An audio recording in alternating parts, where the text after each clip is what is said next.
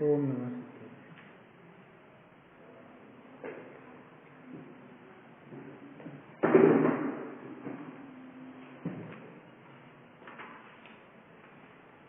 श्री गुण शासन गुरु नमो नाना विधि सुख का आत्महित उपदेश करें मंगलाचार करें मंगला।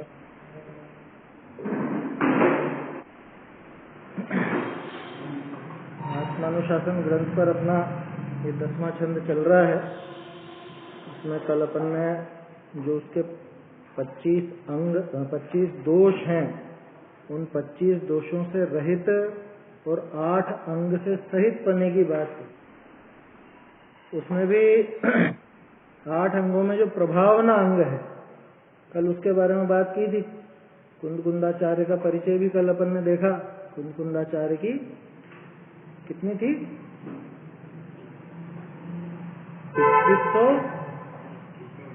2129 वर्ष तो पूरे हुए, माने 2130वीं जयंती थी, है ना? ऐसा समझना। 2129 वर्ष पहले जन्म हुआ ना, तो जयंती तो 2130वीं कहलाएगी। ईसा के 108 साल पहले जन्म हुआ था कुंदकुंदाचार्य। तो प्रभावना के बारे में भी कल अपन ने देखा था। अब उसके आगे का प्रकरण अपने को देखना है। 8 अंग की बात हो गई और उन्हीं के माध्यम से 8 दोषों की बात भी यहाँ पर हो गई थी। एक बार छंद बोल लेते हैं अपन। कल भी शायद छंद नहीं बोला था अपन।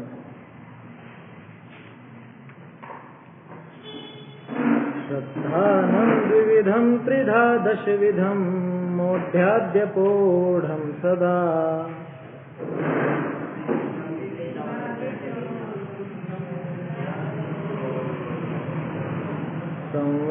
संवेगादिविवर्धितं भवहरं त्र्यज्ञानशुद्धिप्रदम्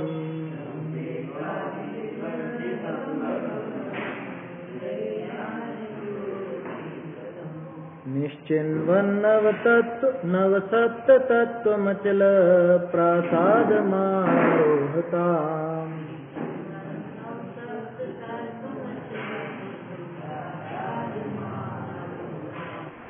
सोपानं प्रथमं विनेय विदुषा माध्येयमाराधना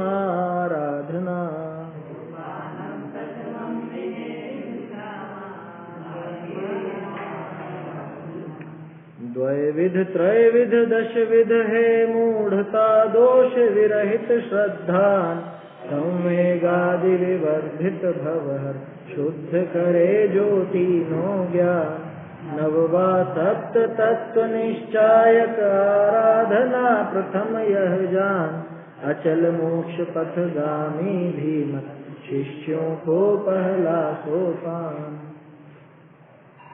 चलिए, तो यहाँ तक बात हुई थी अपनी उपगुहन स्थितिकरण वात्सल्य प्रभावना का अभाव।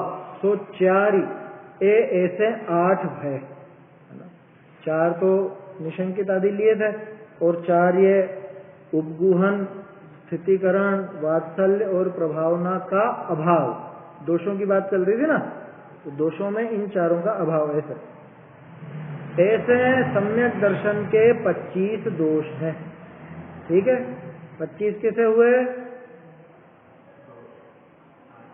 8 तो शंका आदि दोष, 8 मद और 6 अनायतन और 3 मूढ़, ऐसे 25 दोष। 3 करी रहित होई सोई निर्मल श्रद्धान है। इन 25 दोषों से रहित हो वही निर्मल श्रद्धान है, वही वास्तव में सम्यक दर्शन कहलाएगा।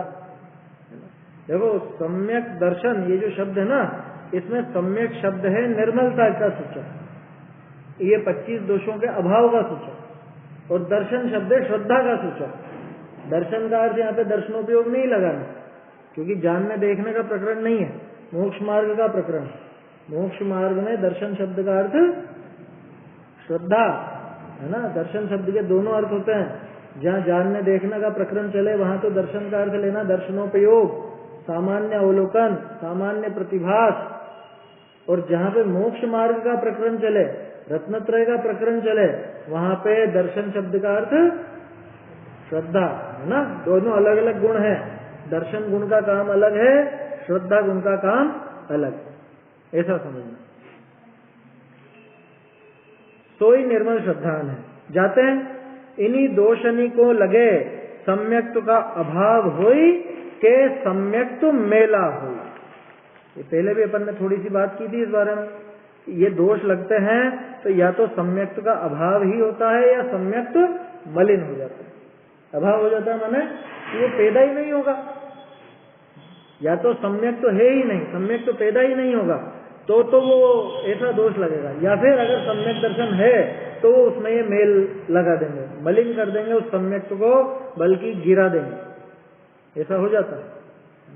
वो जो क्षायोक्षमिक सम्यक्त्व रहता है, क्षायोक्षमिक सम्यक्त्व में जो चलमल अगाढ़ दोष आदि रहते हैं वो तो काफी सूक्ष्म होते हैं, लेकिन अगर इस तरह के दोष लगे तो हाथों हाथ टूट जाता है सम्यक्त्व, ऐसा समझना। देखो बहुरी सो श्रद्धान कैसा है, संवेग आदि गुणनी करी निर्मल पनाते वर्धमान है। संवेग आदि गुणों के द्वारा निर्मल पने से है ना, उनसे तो इस सम्यक्त्व में निर्मल पना है, इन 25 दोषों से मलिन पना था।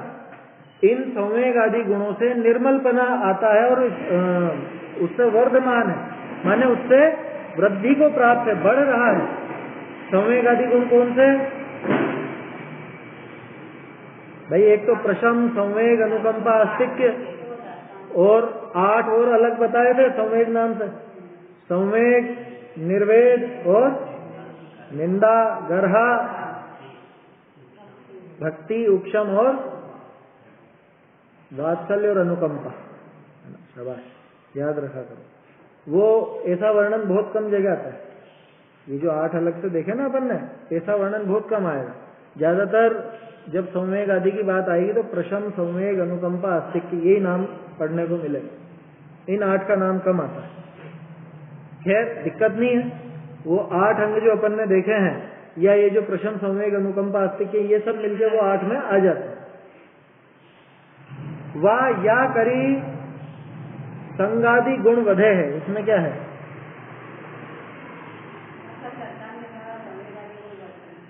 हाँ, तो वो वे छूट गया है।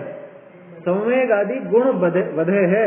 अगर भाई प्रशम, संवेग, अनुकंपा, आस्तिक्य है तो इनसे सम्यक दर्शन वृद्धि को प्राप्त होगा, अथवा सम्यक दर्शन के सहारे ये गुण भी बढ़ेंगे, ये भी वृद्धि को प्राप्त होंगे। यहाँ संसार पे भय व धर्म का फल को देखी हर्ष करना ताका नाम संवेग है। देखो परिभाषा भी दे रहे हैं, संसार से भय या धर्म और धर्म के फल को देखकर प्रसन्नता, धर्म को देखकर भी और धर्म के फल को देखकर भी। धर्म कैसे दिखेगा? धर्म कैसे दिखेगा? कैसे दिखता है धर्म?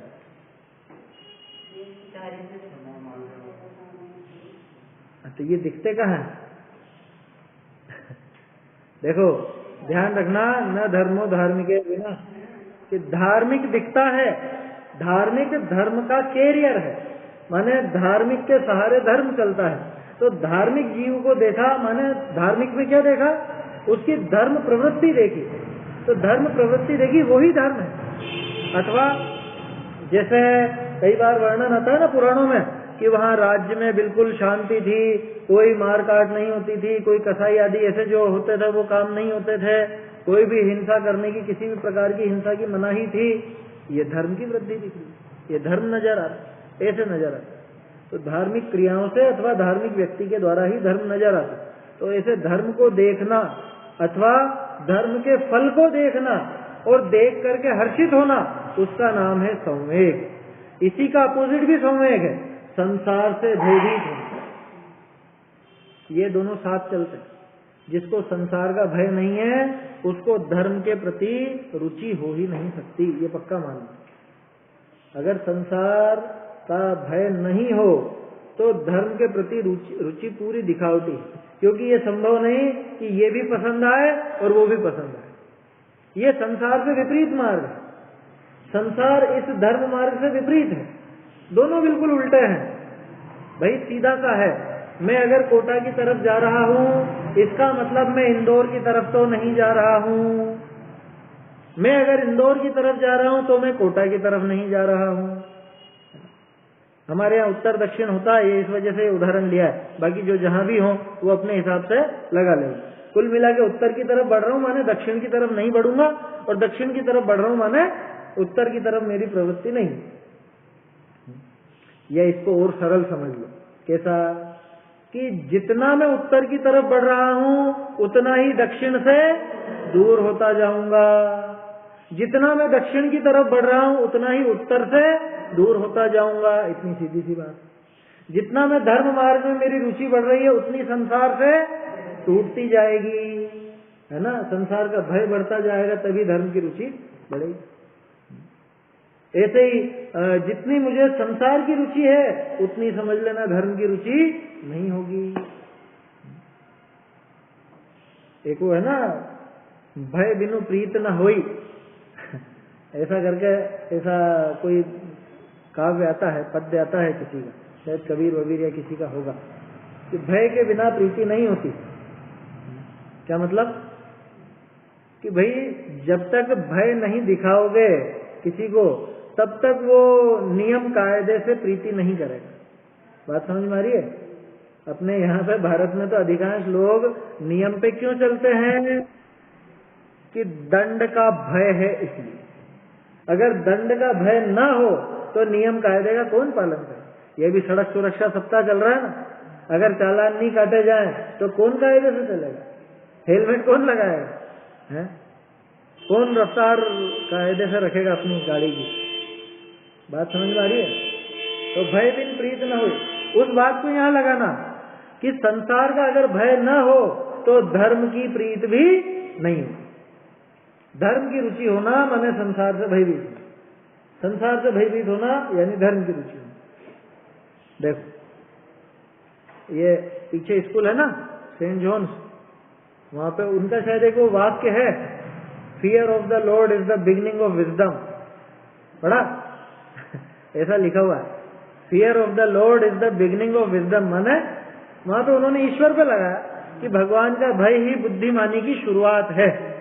ऐसा अपन इसको यहाँ लगाओ, संसार से भयभीत होना ही धर्म मार्ग की शुरुआत। संसार से अगर भय ना आए तो धर्म मार्ग की रुचि नहीं हो सकती, ऐसा समझना चाहिए। और संसार से भय आने का मतलब यूं नहीं कि डिप्रेशन में आ गया, संसार से भय आने का मतलब वहां की रुचि छूटेगी, सांसारिक प्रवृत्ति छूटेगी, वहां का राग टूटेगा, ये उसका है। देखो क्या कह रहे हैं, धर्म का फल को देखी हर्ष करना ताका नाम संवेग है। आदि शब्द तय निंदा गर्ह आदि जानना, जो आज की बात करें ना अपन ने, संवेग का ही उल्टा निर्वेद है। आत्म तत्व की रुचि होना, उसकी प्रीति होना, उसको निर्वेद कहा जाता है। बहुरी सो श्रद्धान संसार का हरण हरा है,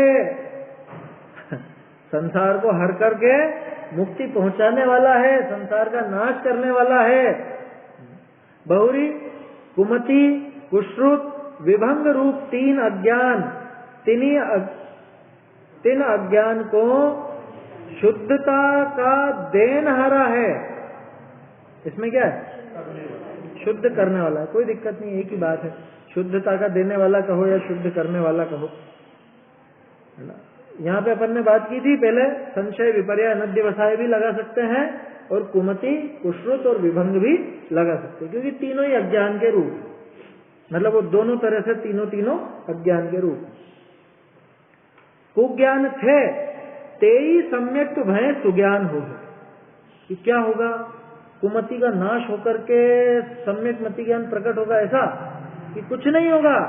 वो जो मति ज्ञान था जिस पर पहले कुमति ज्ञान का ठप्पा लगा हुआ था, वही ज्ञान अब सम्यक पन्ने का ठप्पा उस पर लग जाएगा। अब वो सम्यक मति ज्ञान कहलाने लग जाएगा, सुमति ज्ञान कहलाने लगेगा।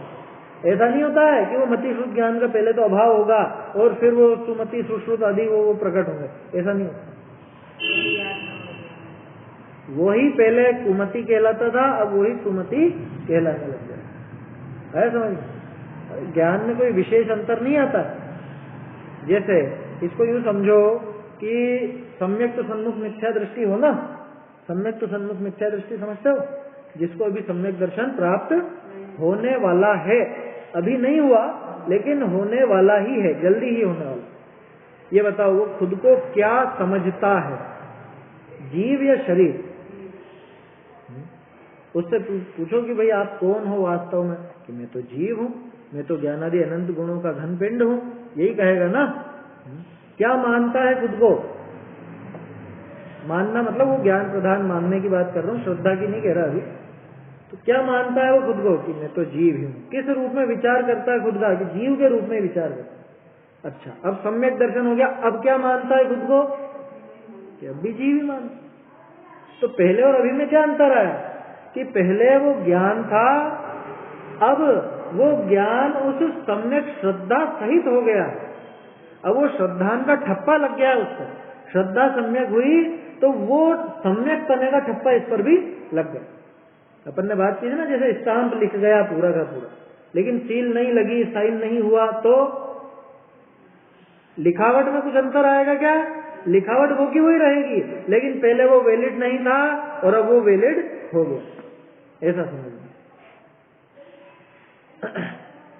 सो श्रद्धांत संसार का हरण हरा है, कुमति कुश्रुत विभंग रूप तीन ज्ञान तिनको शुद्धता का देन हरा है।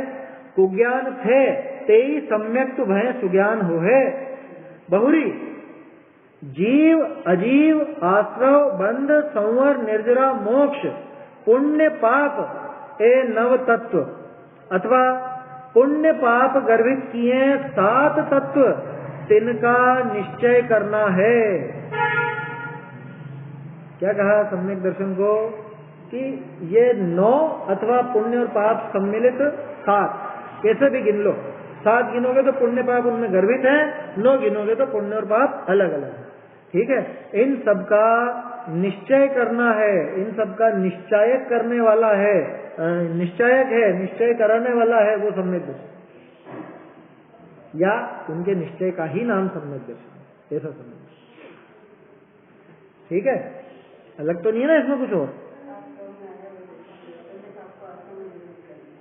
अच्छा, ऐसा अलग से दे दिया, कोई दिक्कत नहीं, अर्थ तो वो का वही आना है। बहुरी जहां पे जीव न चले ऐसा प्रासाद मोक्ष मंदिर ताको चढ़ते हैं, ऐसे जे शिष्य नी विषय पंडित बुद्धिवान तिनको पहला शिवान है। या को पहले भय पीछे अन्य साधन हो है। क्या कह रहे हैं? कि जहां पे जीव न चले, अचल प्रसाद शब्द आया था, न चलेगा क्या मतलब? कि भाई वास्तव में नहीं चलते वहां से, मोक्ष जाने के बाद कहाँ गमन होता? मतलब ऐसा गमन देखो, इधर से इधर जाने का नाम वो वाला गमन भी नहीं होता। दूसरा कि गतियों वाला गमन भी नहीं होता, क्योंकि जन्म मरण रूप जो गति को भी तो गमन कहते हैं ना। तो दोनों ही तरह का गमन नहीं है ना। अब वहां पर जाकर के स्थित हो गए, अब वहां से कहाँ जाते हैं? कहीं नहीं जाएंगे। क्यों? आगे क्यों नहीं जाएंगे? आगे क्यों नहीं जाएंगे 3 लोक को पार करके? धर्मास्तिकाया भावात, कि वहां पे धर्मास्तिकाय का अभाव है, ये तो कथन है निमित्त की तरफ। वास्तविक बात कि उनकी जाने की योग्यता ही नहीं है, योग्यता वहीं की थी, है समझ में? उनकी पर्याय का ऐसा होना ही नहीं है कि यहां से पार करके आगे निकले। और निमित्त का कथन कि वहां धर्मास्तिकाय का अभाव है, इसलिए गमन नहीं होता। अच्छा चलो नीचे आ जाए, फिर नीचे तो है धर्मास्तिकाय, उससे पता पड़ता है कि निमित्त अकिंचित का है। आपने ऊपर जाने में तो धर्मास्तिकाय का अभाव लगा जाए, नीचे जाने में क्या दिक्कत है? कह रहे वास्तव में उनकी योग्यता उपादानगत योग्यता ही वही की है, उनको वहीं जमे रहना है, वहां से हिलना ही नहीं है। ये बात क्या सिद्ध करती है? कि उपादान ही वास्तव में बलवान कारण है, असली कारण वही है। आगे जाने में तो चलो दिक्कत है कि धर्मास्तिका नहीं, पीछे तो जा सकते, वापिस इधर उधर घूम लेगा है या वो 45 लाख योजन के इधर उधर तो निकल लेगा, वो तो एक राजू जितना है ऊपर का एरिया, ये 45 लाख योजन नहीं क्यों है? और 45 लाख योजन भी कहाँ, वो तो जिस जगह से सिद्ध हुए उसी की सीध में, उससे 1 इंच भी इधर नहीं हिलते, न 1 इंच इधर हिलेंगे। वहां तो धर्मास्तिका है ना, क्यों नहीं हिलते? क्योंकि उनकी उपादानगत योग्यता वैसी ही है, वैसी ही पर्याय उनकी होनी है। आया समझ में? इन सब बातों से निमित्त उपादान भी बहुत अच्छे से समझना। तो समझ में आया अचल कैसे है ये प्रसाद, कि भौतिक रूप से भी अचल है, माने इधर से उधर गमन भी नहीं होता, और आगे कोई गति अब धारण करनी नहीं है, नया कोई शरीर धारण करना नहीं है, इस रूप भी गमन उनका नहीं, इस तरह का गमन भी उनका नहीं, ऐसा समझ। तो ऐसा वो अचल प्रासाद जहां पे जीव न चले, जहां से चलायमान न हो है, तो चलने में दिक्कत क्या है? इधर से उधर जाने में समस्या क्या है? क्या दिक्कत? जाने दो ना है? अच्छा, मान लो आपको 2-1 साल तो आपके मकान में रहना है, ठीक है, उसके बाद फिर बदलना है, उसके बाद फिर बदलना है, फिर बदलना है, जिंदगी भर बदलते ही रहना है, कितना आनंद आएगा है? अरे दुनिया भर में घूमने फिरने जो जाते हैं ना लोग बाग, कितने दिनों घूमे और खूब मजा भी आए वहां पे, लेकिन सुकून कहाँ मिलता है? वापस से अपने घर लौट कर। समझ में आई बात? तो घूमना फिरना माने इधर से उधर गमन, ये कोई सुख का कारण नहीं है ना। दर बदर होना, बार बार अपना वो स्थान बदलना, ये कोई सुख का कारण नहीं। स्थान कौन बदलता है? जिसको पहले स्थान में कुछ तकलीफ हो तो बदले, अब जो अनंत सुखी हो गए वो क्यों स्थान बदलने लगे? बात समझ में आई? इसलिए वो जो जहां पे जीव न चले ऐसा प्रासाद, मोक्ष मंदिर, मंदिर माने मकान महल, उसको मंदिर कहा जाता है। ये तो आजकल प्रचलन में आ गया, जिनालय को मंदिर कहने लग गए। वास्तव में मंदिर शब्द का अर्थ मकान होता है ना। मोक्ष मंदिर, मकान कह लो, महल कह लो, जो भी कहना है। तो मोक्ष मंदिर ताको चढ़ते, माने उस पे जो चढ़ने वाले हैं ऐसे जो शिष्य, शिष्य नहीं विषय पंडित बुद्धिवान, शिष्य भी सारे नहीं, जो मोक्ष महल पर चढ़ना चाहते हैं उनमें से जो बुद्धिमान पंडित शिष्य हैं, उनको पहला सिवान है, उनको पहला सिवान है। सिवान माने सीढ़ी, ये सोपान शब्द का ही बिगड़ा हुआ रूप है। संस्कृत में सोपान होता था, सोपान का समझ लो सोवान, सिवान, सिवान हो गया, इस तरह से बिगड़ करके सिवान बन गया। तो ये पहला मोक्ष महल की प्रथम सीढ़ी, कल भी बात की थी ना अपन, दर्शन पहाड़ में है ये बात। दर्शन पहाड़ के अंदर मोक्ष महल की पहली सीढ़ी बताई सम्यक दर्शन, और यहाँ भी बताई, और फिर इसके बाद दौलत राम जी ने भी कहा है, मोक्ष महल की प्रथम सीढ़ी या बिन ज्ञान चरित्र सम्यकता न लहे। या को पहले भय पीछे अन्य साधन हो है, ये या बिन ज्ञान चरित्रा सम्यकता न लहे, कि इसके होने के बाद ही अन्य साधन होंगे, वो ज्ञान चारित्र आदि सभी इसके बाद सम्यक कहलाएंगे, इसके पहले कोई भी नहीं काम करे। ये सम्यक दर्शन का महात्म्य है। ये सम्यक दर्शन अगर हो तो उसके साथ साथ सारे जो कुछ भी है वो सब साधन मोक्ष मार्ग है। और अगर सम्यक दर्शन नहीं हो तो उसके बिना चाहे 11 अंग 9 पूर्व का ज्ञान हो, चाहे महातपस्वी हो, चाहे बहुत विशेष रिद्धियों का धारक हो, तो भी वो सारा का सारा संसार मार्ग। 11 अंग 9 पूर्व का ज्ञान भी संसार मार्ग। अगर सम्यक दर्शन नहीं है तो वो संसार मार्ग ही है, वो संसार को ही साधेगा, ऐसा समझना। अन्य साधन इसके बाद ही है ना, पहले भय पीछे अन्य साधन हो। बहुरी चारी आराधना विषय ये प्रथम आराधना है। 4 आराधनाओं के नाम आते हैं ना, दर्शन, ज्ञान, चारित्र और तप। भगवती आराधना में इन 4 के विशेष वर्णन। भगवती आराधना का दूसरा नाम क्या? मूल आराधना है ना। मूल आराधना भी कहते हैं, भगवती आराधना भी कहते हैं, वो भी 2000 वर्ष पुराना ग्रंथ है। शिवकोटि आचार्य, शिवार्य भी कहलाते हैं, शिवकोटि भी कहलाते हैं, शिवभूति नहीं, शिवकोटि अथवा शिवार्य, ये दोनों नाम उनके मिलते हैं। खैर वो अलग बात है। यहाँ तो बात यह है कि इन चारों आराधना में सबसे पहली आराधना कौन? सम्यक दर्शन, दर्शन नहीं, सम्यक दर्शन, ऐसा श्रद्धान है। भवार्थ, ऐसा श्रद्धान का स्वरूप व महिमा जानी अंगीकार करना। ये सारा वर्णन करा क्यों है? ये जानने के लिए कि जान लो सम्यक दर्शन इतना महान है। अरे भैया सम्यक दर्शन इतना महान है, ये जान करके क्या करना? कि उसको प्राप्त करना, उसको प्रकट करना, इसको जान करके अंगीकार करना। वही लगाओ ज्ञान का फल कि जब जान लिया तो क्या होगा? या तो हान होगा, या उपादान होगा, या उपेक्षा होगी। तो यहाँ क्या होगा? यहाँ उपादान होगा, माने ग्रहण होगा उसको। आया समझ में? ऐसा श्रद्धान का स्वरूप व महिमा जानी अंगीकार करना, इस तरह से अंगीकार करना चाहिए। कहा उपसमिक सम्यक्त, तो जैसे कादा जाका नीचे बैठा, ऐसा जल परी निर्मल होई तैसा जानना। और क्षायक सम्यक्त हरित मणि सर्वथा निर्मल जानना। और क्षायोक्षमिक उगता सूर्यवत किछु, क्या लिखा है? किछु रागमल सहित जानना। तीनों का उदाहरण दे दिया उन्होंने। क्या? हाँ, औपशमिक का आ गया ना सबसे पहले कि भाई जैसे मेल है पानी में, फिटकरी घुमाई, क्या हुआ?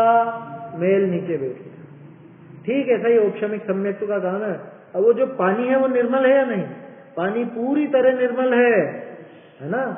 मेल तो नीचे नीचे बैठा है, जितना ऊपर पानी दिख रहा है उसमें जरा भी मेल नहीं है, वो है औपशमिक। कैसा मेल नहीं है? कि जैसा क्षायिक में मेल नहीं है। तो क्षायिक और इसमें अंतर क्या है?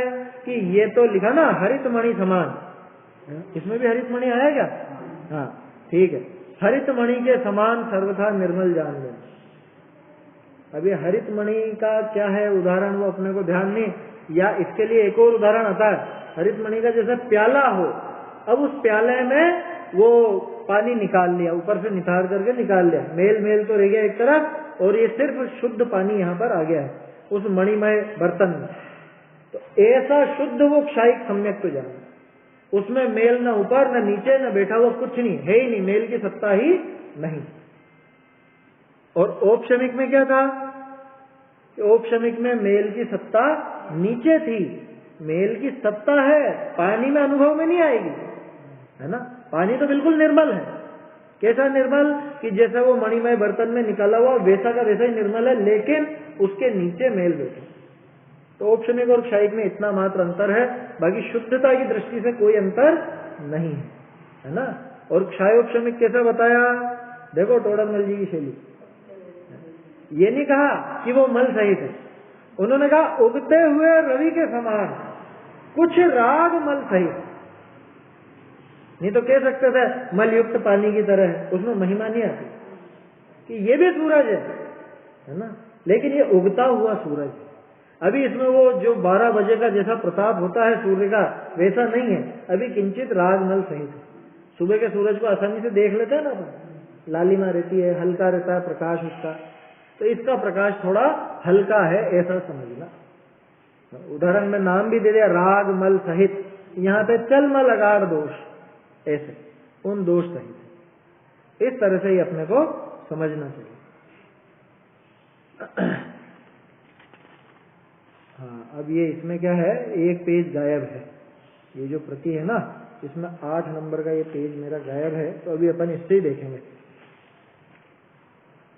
ये कहाँ आएगा फिर?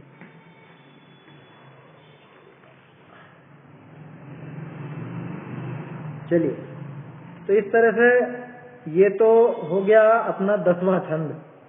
अब आगे सम्यक्त के आज्ञा आदि 10 भेद यहां पर बता रहे हैं। अब निम्न सूत्र में आज्ञा आदि 10 प्रकार के सम्यक्त के नाम के, अब प्रकरण चलेगा इसके भेदों का, क्योंकि पहले तो नाम ले लिया औपशमिक, क्षायिक, क्षायोपशमिक, अथवा 2 कौन सा आए थे? निसर्गज और अधिगमज। पिछले इस छंद में नाम आया था ना 2, 3 या 10, तो 2 की बात भी हो गई, 3 की बात भी हो गई, अब 10 की बात चलती। आज्ञा मार्ग समुद्भव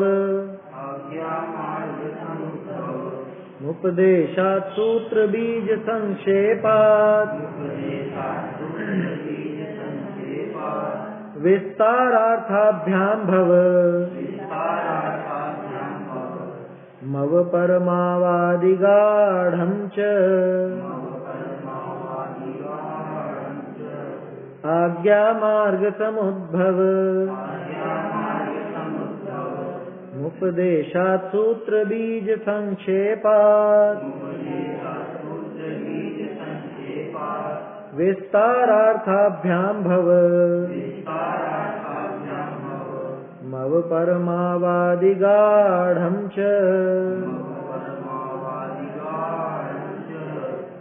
आज्ञा मार्ग सूत्र उपदेश और संक्षेप बीज उत्पन्न अर्थज विस्तारज अवगाढ़ परम अवगाढ़ का सम्यक। देखो गिनना, आज्ञा है ना, सबसे पहला आज्ञा, दूसरा मार्ग, तीसरा उपदेश, उपदेशात आया ना छंद से। देखो आज्ञा मार्ग समुद्भव, समुद्भव तो सबके लिए लगेगा कि पैदा हुआ, इनसे पैदा हुआ। किससे पैदा हुआ? आज्ञा समुद्भव, मार्ग समुद्भव, उपदेशात् समुद्भव, सूत्र समुद्भव, बीज समुद्भव, संक्षेपात् समुद्भव, विस्तार समुद्भव, अर्थ समुद्भव, है ना। विस्तार अर्थाभ्याम, बस यहीं तक लेना समुद्भव, क्योंकि 8 से तो पैदा हुआ ऐसा अर्थ लेंगे और 2 विशेष बताएंगे। विशेष कौन से? भवम अव परमाव आदि गाढ़म, है ना। अव और परमाव, आदि गाढ़म, गाढ़, कैसा गाढ़? अव गाढ़ और परमाव गाढ़। एक तो अव और एक परमाव, ऐसा क्या? गाढ़, अवगाढ़ और परमाव गाढ़।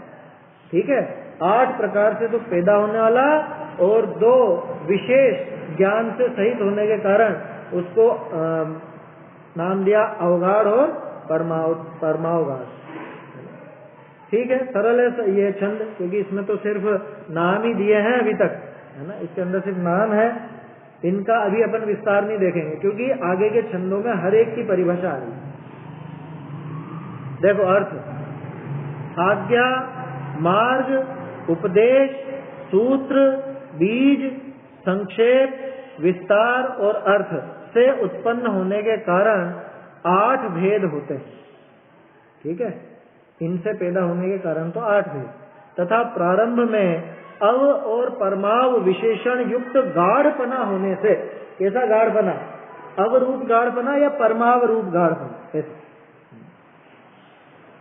पहले मैं जब हम लोग पहले पढ़ते थे तब मैं सोचता था ये अवगाढ़, तो अब उपसर्ग लगा के गाढ़ शब्द है, तो यहाँ पे अब उपसर्ग नहीं है। अब उपसर्ग होता है तो गाढ़ापन हल्का हो जाता है, जैसे उन्नति और अवनति। बात समझ में आ रही है? यहाँ पे वैसा अव मत समझ, ये शब्द है, ये उपसर्ग नहीं है। अवगाढ़ और परमावगाढ़ ये 2 भेद मिलाकर सम्यक्त के कुल 10 भेद जानना चाहिए। भावार्थ, हे उपादेय तत्वों में विपरीत अभिप्राय रहित श्रद्धान रूप सम्यक्त तो एक ही प्रकार का है। ये खास बात तोड़रमल जी ने यहाँ निकाल कर बता दी कि 10 भेद जो बताए हैं ये तो उनका पैदा कैसे हो रहे हैं, किसकी वजह से हुए वो, और कौन से ज्ञान से सहित हैं वो दिखाने के लिए 10 भेद बताए हैं। वास्तव में तो विपरीत अभिप्राय रहित जो श्रद्धान है, किनमें?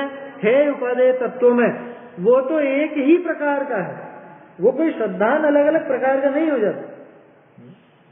अच्छा, जैसे अपन ने वो देखा था कौन सा निसर्गज और अधिगमज, उनमें क्या श्रद्धान में कुछ भेद पड़ गया था क्या? श्रद्धान में कुछ अंतर था क्या? श्रद्धान में तो कोई अंतर नहीं था, बस ये था कि बाहर में कोई उपदेशक है क्या? है, तो अधिगमज नाम दे दिया उसी श्रद्धान को, नहीं है तो निसर्गज नाम दे दिया। श्रद्धान तो श्रद्धान रूप ही रहा ना है। और खास बात क्या लिखी टोडरमल जी ने यहाँ, हे उपादेय तत्वों में विपरीत अभिप्राय रहित। क्या मतलब कि जो है उसको है ही समझे, जो उपादेय है उसको उपादेय ही समझे। जैसी गड़बड़ सात तत्व संबंधी भूल में चलती है वैसी ना हो। राग आदि प्रकट ये दुख देन तो उनको दुख देन ही समझे, ना कि तिन्हीं को सेवक गिनत तेन करने लगे। आत्महित हेतु विराग ज्ञान तो वो आत्मा का हित रूप ही समझे, ना कि ते लखे आपको कष्ट। इस हे को हे रूप समझे, उपादेय को उपादेय रूप समझे। ऐसे तत्वों को, और कैसा विपरीत अभिप्राय रहित, वो जो सम्यक दर्शन है वो तो एक ही प्रकार का है। क्योंकि विपरीतता से रहित होने में कोई दो प्रकार कैसे बने? एक प्रकार तो विपरीतता रहित और एक प्रकार कि थोड़ी बहुत विपरीतता चल जाएगी, ऐसा है? अरे विपरीतता रहित तो एक ही प्रकार का रहेगा। आज्ञा आदि 8 कारणों से उत्पन्न होने की अपेक्षा उसके 8 भेद किए गए हैं। ये 8 भेद तो कि किसकी वजह से पैदा हो रहा है ऐसा देख करके वो नाम दे दिए। और ज्ञान की प्रकर्षता सहित होने की विशेषता की अपेक्षा अवगाढ़ और परमावगाढ़ ये 2 भेद किए गए हैं। 10 भेदों में से 8 भेद तो किससे पैदा हुआ ये दिखा रहा है, और 2 भेद कैसे ज्ञान सहित है, कैसा ज्ञान का प्रकर्ष है उनके, ये बता रहा है। इस प्रकार सम्यक्त्व के 10 भेद जानना चाहिए। ठीक है, सरल है छंद, है ना। विशेष बात क्या आई कि 10 वस्तु तो सिर्फ नाम के हैं, सम्यक्त्व तो एक ही प्रकार का है, श्रद्धा तो एक ही प्रकार की होगी, कोई 2 प्रकार की नहीं। अरे ये बात तो छोड़ो, वो औपक्षमिक क्षयिक या क्षयोपक्षमिक भी है ना, तो भी श्रद्धांत तो उनमें एक ही प्रकार का है। करो क्षयोपक्षमिक भी क्षयिक, यहाँ श्रद्धांत में अंतर नहीं है। वो तो कर्मों की अपेक्षा बात है कि वहाँ कर्मों की स्थिति कैसी है, कि कर्मों का उपशम हुआ है या कर्मों का क्षय हुआ है कि क्षयोपक्षम हुआ है। श्रद्धांत तो वो का वही है, वहाँ श्रद्धांत में कोई अंतर नहीं आता कि ये श्रद्धांत थोड़ा कुछ अलग ढंग का होगा और ये कुछ अलग ढंग का होगा, ऐसा बिल्कुल भी नहीं है। चाहे 2 भेद करो, चाहे 3 भेद करो, चाहे 10 भेद करो और चाहे असंख्य भेद कर दो, सम्यक दर्शन तो उस निर्मल सम्यक निर्मल श्रद्धांत रूप ही रहने वाला है। वो तो एक ही प्रकार का होता है समझ में? ऐसा है। देखो चले आगे, है ना। इसमें कोई प्रश्न हो तो पूछ लो। जैसे नाम ही है, कुछ है नहीं इसके अंदर ऐसा। हाँ बोलिए।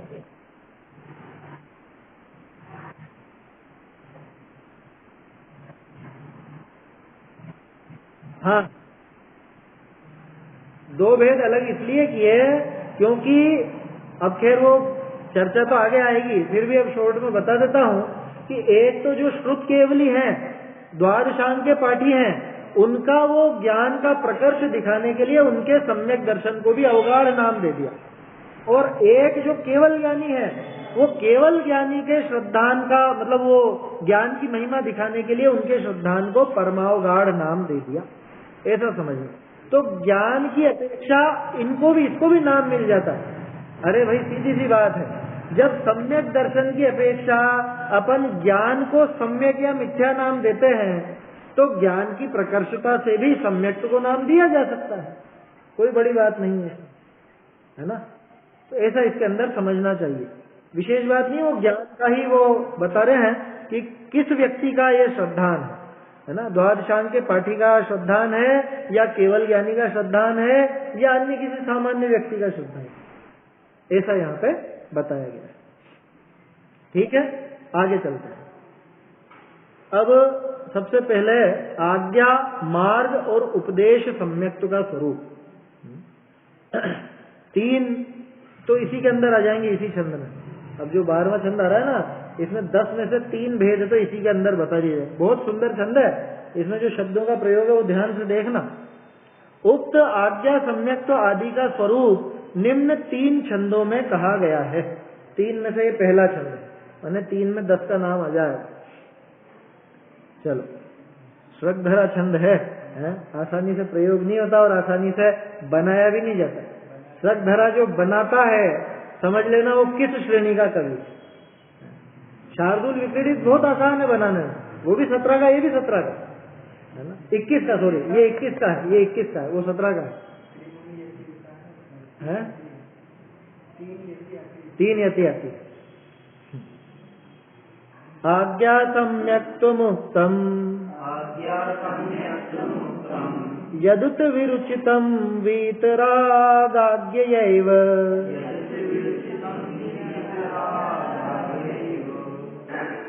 यज्ञ में आ की मात्रा गलत लगी हुई है ना, वीतरागाज्ञयैव, आ की मात्रा गलत है, वीतराग आज्ञया ऐसा बनेगा, आ की मात्रा गलत है ना। पेन अपने लेके बैठना ठीक है, चलो कोई बात नहीं। फिर से आज्ञा सम्यक्त्वमुक्तम् यदुत विरुचितं वीतरागाज्ञयैव।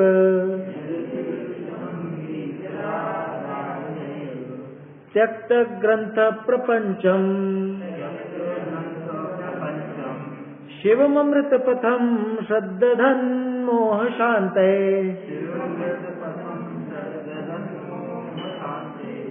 मार्ग श्रद्धान माहु पुरुषवर पुराणोपदेशोपजाता।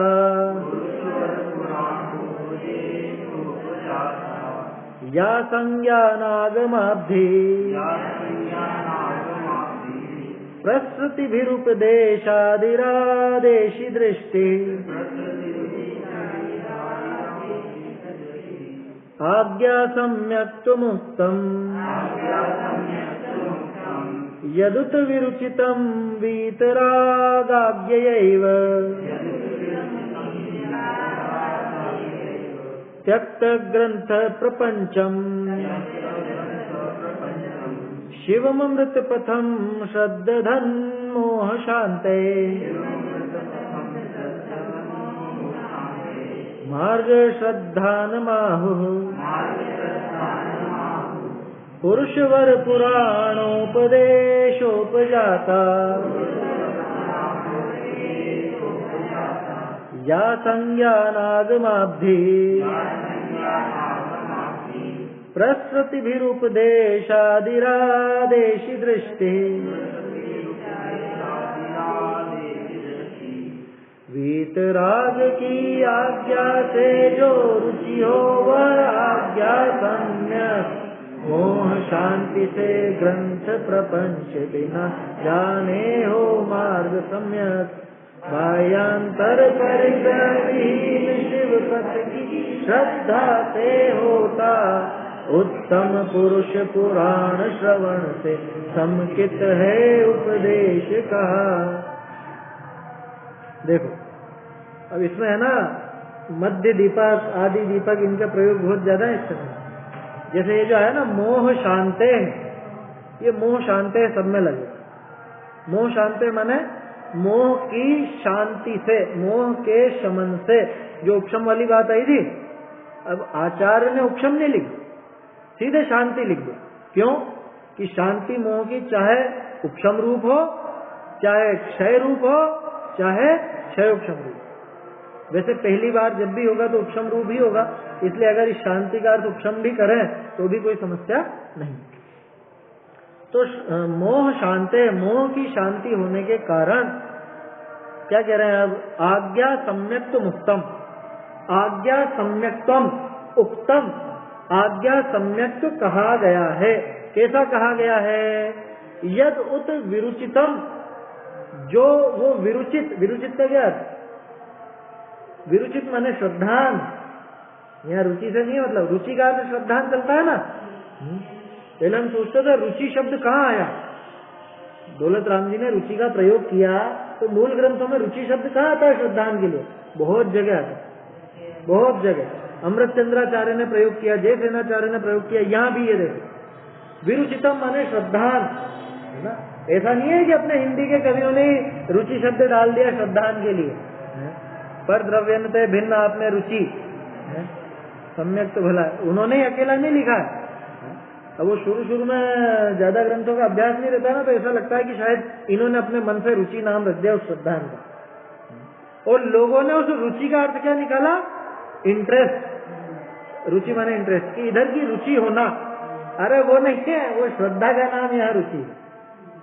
ये देखो यहाँ लिखा यदुत विरुचितम, कि वो जो श्रद्धान है कैसा? वीतराग आज्ञयैव, वीतराग की आज्ञा मात्र से हो गया, ऐसा वो श्रद्धान आज्ञा सम्यक तो कहलाता है। वीतराग की आज्ञा से कैसे हो गया? कि त्यक्त ग्रंथ प्रपंचम, कि ग्रंथों का प्रपंच छोड़ करके, यानी कि कोई ग्रंथ आदि के अभ्यास के बिना ही मात्र वीतराग भगवान की आज्ञा से हो गया। तो ऐसा कैसे होगा? कि समूह शरण में होगा। समूह शरण में गए, भगवान की दिव्य देशना सुनी, वहां पे सम्यक दर्शन हो गया। ठीक है, कोई ग्रंथ आदि का अभ्यास यहाँ नहीं हुआ। क्या? हाँ, उसको आज्ञा सम्यक तो कहेंगे। वीतराग की आज्ञा मात्र से होगा। ऐसा नहीं कि वहां से उन्होंने दे दिया तथास्तु, जा तुझे सम्यक दर्शन, तो सम्यक दर्शन, ऐसा नहीं है ना। वहां तो जो उन्होंने उपदेश दिया, उस उपदेश को इसने भली भांति ग्रहण किया, उस आज्ञा को शिरोधार्य किया, इसलिए इसको आज्ञा सम्यक तो नाम दिया है। त्यक्त ग्रंथ प्रपंच, ये ग्रंथों के प्रपंच को छोड़। अब ये जो त्यक्त ग्रंथ प्रपंच में, ये ऊपर भी लगा, अब यहां भी लगेगा। कैसे लगेगा? कि त्यक्त ग्रंथ प्रपंचम, ग्रंथ माने परिग्रह, कि जिन्होंने परिग्रह को त्याग दिया, जिन्होंने इस परिग्रह के प्रपंच का त्याग कर दिया, और जो इस शिवम अमृत पथम, इस मोक्ष के इस अमृत पथ पर, मोक्ष मार्ग पर जो आगे चल रहे हैं, या जो मोक्ष मार्ग है, उसका श्रद्धान मार्ग श्रद्धानम आहुः, उसके इस श्रद्धान का नाम मार्ग श्रद्धान। ये त्यक्त ग्रंथ प्रपंच ऊपर नीचे दोनों लगेगा। देखो तो सही कैसा गजब का प्रयोग किया आचार्य ने। इससे पता चलता है कितनी जबरदस्त संस्कृत की, मतलब उनमें प्रतिभा थी गुणभद्राचार्य ने। उधर भी लग गया कि ग्रंथों के प्रपंच को छोड़ के मात्र वीतराग की आज्ञा से हो गया। वहां तो ग्रंथ का अर्थ द्वादश, ये जो समझ लो शास्त्र है वो ही है। और यहाँ पे जो बात है, यहाँ पे त्यक्त ग्रंथ प्रपंच का अर्थ परिग्रह, निर्ग्रंथ बोलते हैं ना मुनिराज को, निर्ग्रंथ। निर्ग्रंथ माने अपरिग्रही। तो सारे परिग्रह का प्रपंच छोड़कर जो मोक्ष का मार्ग है, उस मोक्ष मार्ग की श्रद्धा करने से मार्ग श्रद्धान कहलाता है ना। समय हो रहा है अपना, ये जल्दी से मैं पढ़ देता हूँ लाइन। मार्ग श्रद्धान महु, दो हो गए। अब तीसरा देखो, पुरुष वर। पुरुष वर माने जो श्रेष्ठ पुरुष हुए, शलाका पुरुष आदि, उनके पुराण के उपदेश से जो उपजात है। उपजात माने पैदा हुआ। किससे पैदा हुआ? कि जो महापुरुषों के पुराणों के द्वारा, पुराणों के उपदेश से जो पैदा हुआ है ना। या उपजाता दृष्टि, ये दृष्टि शब्द यहाँ लगेगा, कि उनके पुराण आदि के उपदेश से जो दृष्टि पैदा हुई है, उसको क्या नाम दिया? उपदेश आदि, है ना। उसको उपदेश आदि, क्या मतलब? कि जिसके आदि में उपदेश है, ऐसी दृष्टि माने उपदेश दृष्टि, माने उपदेश सम्यक, उसको आदिदेशी, आदेशी, आदेशी, आदेशी माने उसका आदेश किया है। पकड़ में आ रहा है? आदेशी शब्द इसमें रादेशी, जो आदेशी लिखा है, और इसके पहले जो उपदेश आदि लिखा, कि उपदेश शब्द जिसके आदि में है, ऐसी दृष्टि माने उपदेश दृष्टि, माने उपदेश सम्यक तो कहा गया है। किसको? कि जो पूज्य पुरुषों के पुराण के उपदेश से पैदा हुआ है, उस दृष्टि का नाम उपदेश सम्यक तो है। किन्होंने कहा? कि संज्ञान आगम अब्धि, संज्ञान माने सम्यक ज्ञान, सम्यक ज्ञान रूपी आगम रूपी अब्धि, अब्धि माने समुद्र, सम्यक ज्ञान रूपी समुद्र से प्रसृति भी, कि सम्यक ज्ञान रूपी समुद्र से जिनका प्रसार हुआ है, कौन? कि जो द्वादशांग के पाठी श्रुत केवली अथवा केवल ज्ञान भी लगा सकते हैं, कि उन लोगों ने इसको उपदेश आदेशी, उन्होंने इसको उपदेश दृष्टि, उपदेश सम्यक कहा। ठीक है, तो ये सामान्य से छंद का अर्थ अभी अपन ने देखा, बाकी तो नीचे जो अर्थ और भावार्थ आएगा उसकी चर्चा अपन कल करें।